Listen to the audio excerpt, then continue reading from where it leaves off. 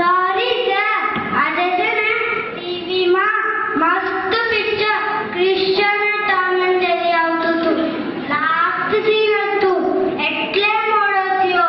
બસ તું ક્યારે સુધરીશ? વંદન કર અને પાઠ ભણવા બેસ.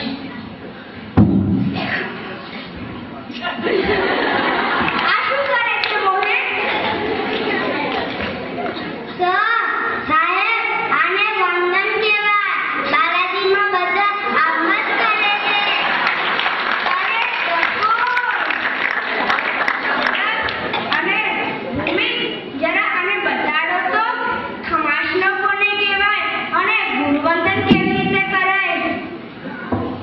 ખમાસનો એટલે આપણા પાંજા જેમાં મસ્તક બે હાથ અને બે કુડા મળીને વંદન કરીએ એમને ખમાસનો કહેવાય. એનો બીજું નામ પંચક પ્રણિપાત છે. સરસ ભૂમિ, બેસી જા. હવે સૌરભ તું બતા કે ગુરુવંદન કેવી રીતે કરાય? જો મોહે, ગુરુવંદનમાં પહેલા બે ખમાસના આપલ.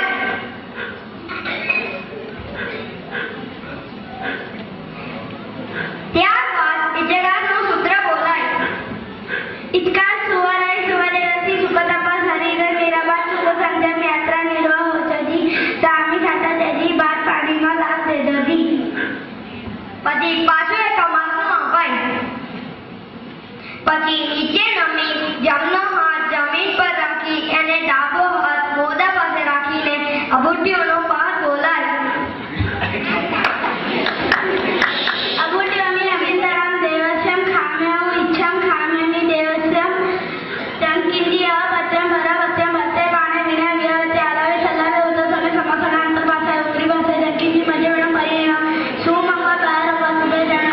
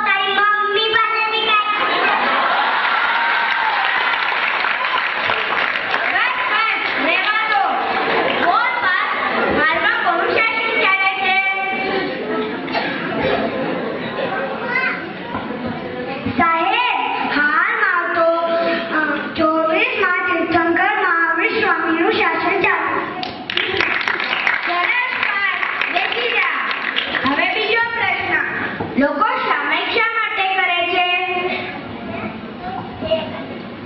લોકો સામાયિક પ્રભાવના લેવા માટે કરે છે. લોકો સામાયિક ઘરમાં આડા ના પહેરે એટલા માટે કરે છે. બસ શાંત થઈ જાઓ. ભૂમિક તું બોલ. લોકો સામાયિક શા માટે કરે છે? લોકો સામાયિક સમતા ભાવમાં રહેવા માટે કરે છે. સરસ, બેસી જા. હવે ત્રીજો પ્રશ્ન. લોકો દીક્ષા શા માટે લે છે?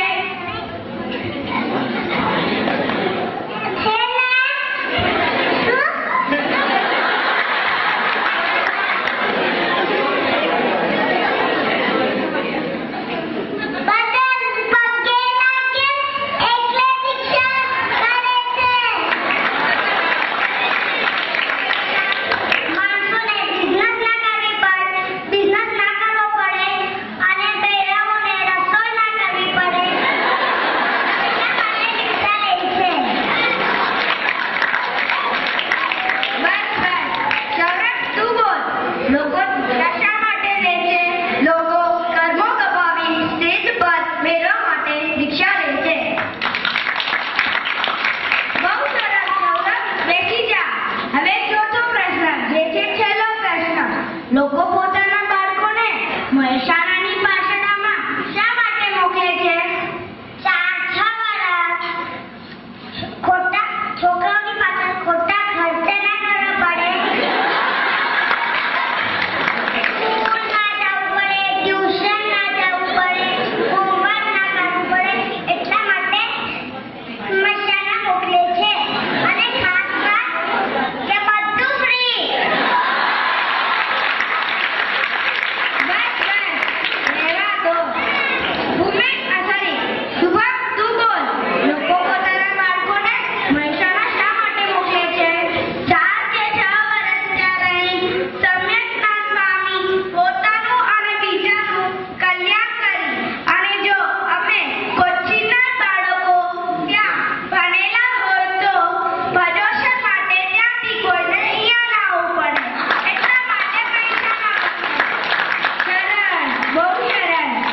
જોયું? આ 4 બાળકો કેવા સરસ જવાબ આપે છે. તમે બધાય પણ સાથે જ અભ્યાસ કરો છો. ભગવાન દરેક